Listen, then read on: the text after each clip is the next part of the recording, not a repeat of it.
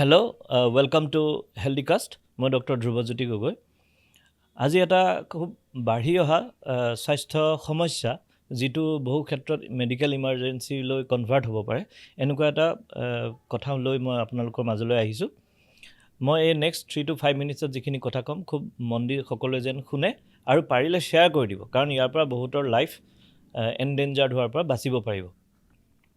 আমি সাধাৰণতে সদায় আমি আল্ট্ৰাচাউণ্ড কৰি থাকোঁ, বিভিন্ন পেচেণ্টক চাই থাকোঁ, আৰু তাৰ ভিতৰত দেখা পাওঁ অন্যতম এটা সমস্যা হৈছে যে আনৱান্টেড প্ৰেগনেঞ্চি। ধৰি লওক প্ৰেগনেঞ্চিটো হ'ল আৰু সেই কাপোলটোৰ সেই প্ৰেগনেঞ্চিটো ৰাখিবৰ মন নাই, এনেকুৱা হ'ব পাৰে এটা ছিটুৱেশ্যন। আৰু দ্বিতীয় ছিটুৱেশ্যন হ'ব পাৰে যে আনমেৰিড প্ৰেগনেঞ্চি, তো তেওঁলোকে ক'লৈ যাব ক'লৈ নাযাব ভাবি পেলাই এই দুয়োটা পাৰ্টিয়ে কি কৰে, এই দুই ধৰণৰ ছিটুৱেশ্যনতে তেওঁলোকে হেৰিলৈ যায়, ফাৰ্মাচীলৈ যায়, নিয়েৰেষ্ট ফাৰ্মাচী, আৰু তেওঁলোকৰ পৰা ঔষধ লয় যে এবৰ্চনৰ কাৰণে টেবলেট দিয়ক।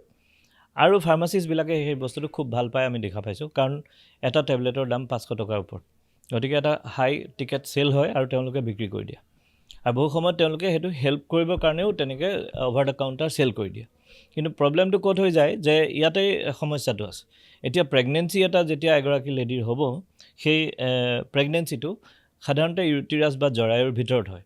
কিন্তু প্ৰব্লেম এইটো যে কেতিয়াবা ইউটিৰাছ বা জৰায়ুৰ ভিতৰত সেই প্ৰেগনেঞ্চিটো নহ'ব পাৰে। তেতিয়াহ'লে ক'ত হ'ব পাৰে, যে অন্য স্থানত হ'ব পাৰে, যেনেকৈ ফেলোপিয়ান টিউবত হ'ব পাৰে, অভেৰিত হ'ব পাৰে, বা গোটেই পেটটোৰ ভিতৰত, গোটেই হোল এবডমেনটোৰ ভিতৰত যিকোনো জেগাত সেই প্ৰেগনেঞ্চিটো হ'ব পাৰে। এতিয়া ধৰি লওক ছিটুৱেশ্যন নম্বৰ 1, যে আপোনাৰ জৰায়ুৰ ভিতৰতে প্ৰেগনেঞ্চিটো আছে আৰু আপুনি ফাৰ্মাচীৰ পৰা আনি দৰৱ খাই দিলে। চ' ডেটছ এ নেচাৰেল পজিশ্যন। গতিকে সেই দৰৱটো খোৱাৰ লগে লগে এবৰ্চনটো হ'বই, কাৰণ হৰমনেল টেবলেট হয়।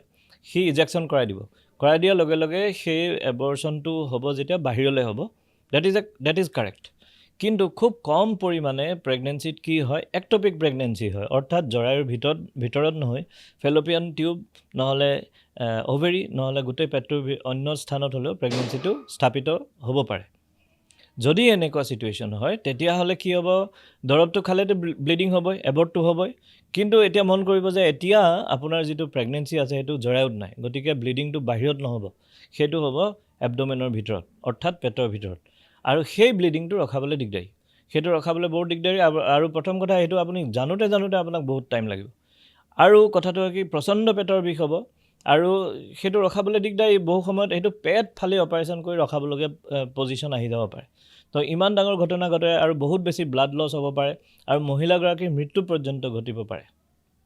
আমি পাৰ্চনেল যিটো হিচাপত বহু মানুহক মই এইবোৰ কথা কৈ থাকোঁ, সদায় কৈ থাকোঁ, যে আপোনালোকে সাধাৰণতে আমি যিবিলাক ৰোগীক এনেকুৱা অৱস্থাত পাওঁ, বেছিভাগেই দৰৱ খোৱাৰ পিছত আমাৰ ওচৰলৈ আহে, যেতিয়া ব্লিডিংটো নৰখে তেতিয়া আমাৰ ওচৰলৈ আহে। কিন্তু আইডিয়েলি তেওঁ আহিব লাগিছিল আমাৰ ওচৰলৈ, লাগিলে তেওঁ মেৰিড হওক, লাগিলে আনমেৰিড হওক, কিন্তু আনৱান্টেড প্ৰেগনেঞ্চি আপুনি ৰাখিব বিচাৰে নাই, ইটছ অ'কে।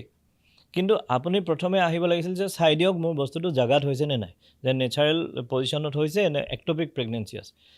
এতিয়া আমি আল্ট্ৰাচাউণ্ডত চাই আপোনাক থিতাপি লগাই দিব পাৰিম, যে আপোনাৰ নিশ্চিতভাৱে কৈ দিব পাৰিম যে আপোনাৰ জৰায়ুৰ ভিতৰত আছে নে বাহিৰত আছে। যদি জৰায়ুৰ ভিতৰত আছে আপুনি দৰৱ খাওক, ন' প্ৰব্লেম। কিন্তু যদি জৰায়ুৰ ভিতৰত নাই, তেতিয়াহ'লে আপোনাৰ মৃত্যু পৰ্যন্ত ঘটিব পাৰে।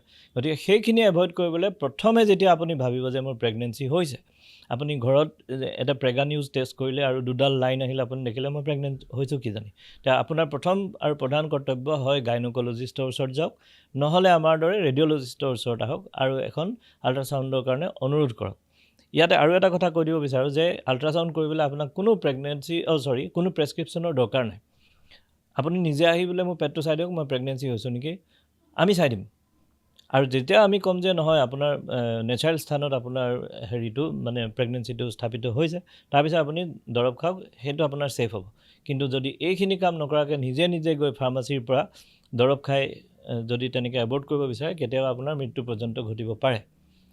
আৰু মই ফাৰ্মাচিষ্টসকলকো এইখিনি ক্ষেত্ৰতে বহুতক মই পাৰ্চনেলি অনুৰোধ কৰিছোঁ আৰু এৱাৰনেছ ক্ৰিয়েট কৰিবলৈ চেষ্টা কৰিছোঁ, কিন্তু সকলোকেতো মই কৰিব নোৱাৰোঁ। সেইটো কাৰণে ছ'চিয়েল মিডিয়াৰ যোগেদি, এই ভিডিঅ'টোৰ যোগেদি বা হেল্ডিকাষ্টৰ যোগেদি সকলোকে অনুৰোধ জনাইছোঁ যে আপোনালোকে যদি ফাৰ্মাচী বিজনেছ কৰিছে, কাইণ্ডলি এনেকুৱা ধৰণৰ দৰৱবিলাক অভাৰ দ্য কাউণ্টাৰ চেল কৰাৰ আগতে এবাৰ এজন ডক্টৰক বা ৰেডিঅ'লজিষ্টক দেখাই লওক বুলি আপোনালোকে যেন তেওঁলোকক মানে বুজাই দিয়ে। তো এইখিনিয়ে কথা ক'বলৈ আছিলে, বহুত জৰুৰী কথা। বহু সময়ত আমি মানুহক একেবাৰে যোৱা থোৱা অৱস্থাত লগ পাওঁ, গতিকে আপোনালোকে ভিডিঅ'টো শ্বেয়াৰ কৰি দিব যিমান আপুনি মানুহক লগ পায় আৰু নিজেও আজি যিখিনি কথা জানিলে আপোনাৰ চিনা পৰিচয় ঘৰৰ পৰিয়াল বন্ধুবৰ্গৰ মাজত প্ৰচাৰ কৰিবলৈ চেষ্টা কৰিব এয়া আমাৰ আপোনালোকৰ প্ৰতি সমূহ দৰ্শকৰ প্ৰতি সমূহ অসমবাসীৰ প্ৰতি অনুৰোধ ধন্যবাদ